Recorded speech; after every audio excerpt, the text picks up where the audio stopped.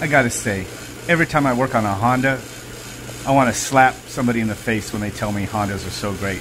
They are the biggest turds to work on. Well, Toyota suck too, but that imports overall are usually a bastard to work on and do shit retarded. Like changing the compressor.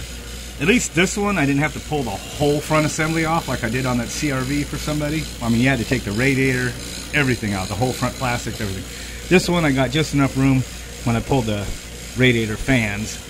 But they still have those stupid bolts that aim right at the beam down there, and somebody stripped those out before they gave it to me to work on. Let's see, way under here. The bolts aim right at this K-member, especially that one right there. Sucks. I had to cut it, the old one out because somebody rounded off the head before I got it to work on, and then had to get another bolt for it. These things suck. Even getting the belt off on a Honda sucks. Freaking tensioner. This one had a little more room than that CRV I did a couple months ago, but dang. Get your hands. They expect you to have little chink hands to get down in there. And I don't mean that in a racist way. I just mean that import built by people with small hands. They're not made for Americans with man hands to work on. Okay? They suck. Anyway. This thing's about 10 years old. You know. I don't know why people think these things are so great. They suck.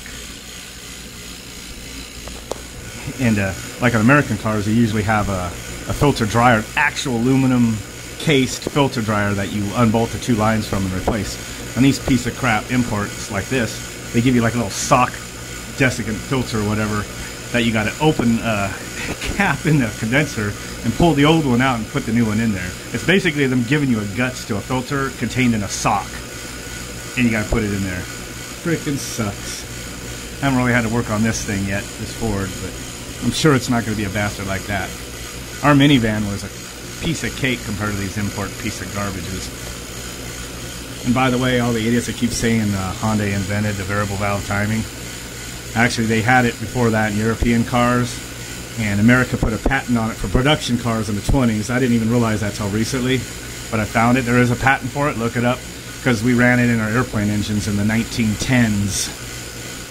It's just that America's not in a big hurry to implement technology in their vehicles sometimes, while the Japs put everything they got into their cars as far as technology. A lot of times they don't work worth the crap, but we hold back here, which that part does suck.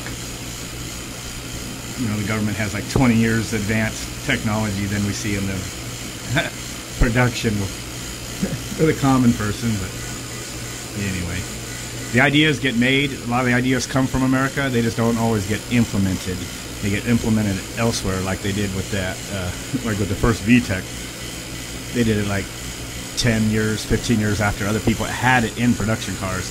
But the rumor on the street is Honda invented VTEC. Oh, I just had to throw that in there. It'll start a big argument, I'm sure, but whatever.